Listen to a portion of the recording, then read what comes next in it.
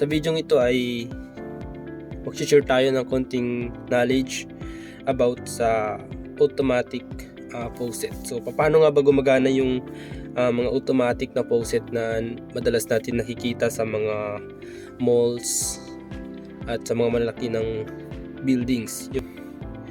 Ito yung ating sample. Ang model nito ay AC type and ang voltage po niya is 200 volts AC to 250 volt AC. Kung mapapansin nyo, nandito yung kanyang input or yung Intel.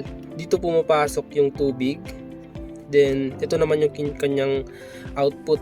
Dito naman lumalabas yung tubig. So kung mapapansin nyo, meron yung sensor na nakakabit doon sa faucet malapit. So minsan nakatago yung sensor niya, madalas nakikita din yung sensor niya, pero usually nakalagay dun sa mismong taas ng faucet. Meron din tong plug na 220. Para makita natin, buksan natin yung ating control box.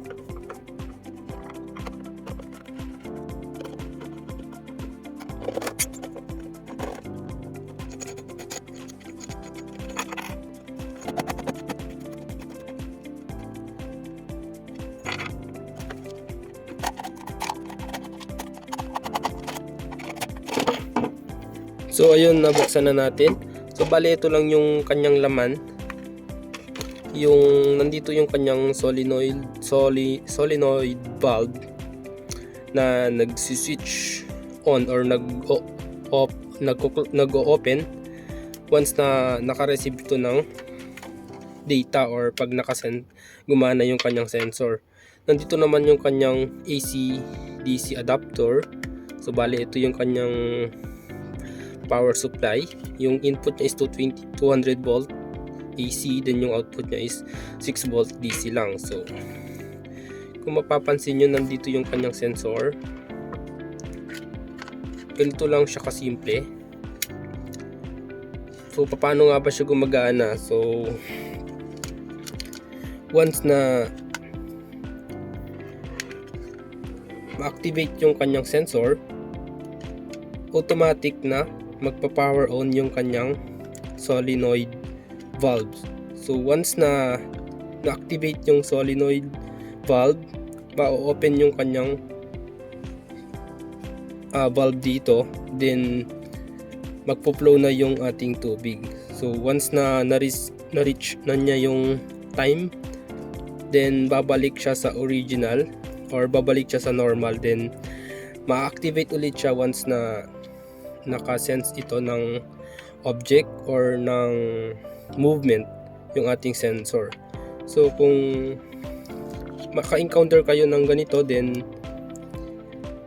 may sira, ang una nyong i-check ay yung kanyang plug.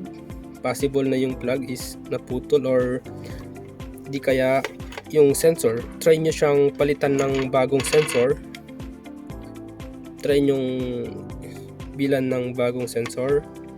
Yun lang naman yung possible na nasisira dito. So ganito lang kasimple yung ating automatic faucet.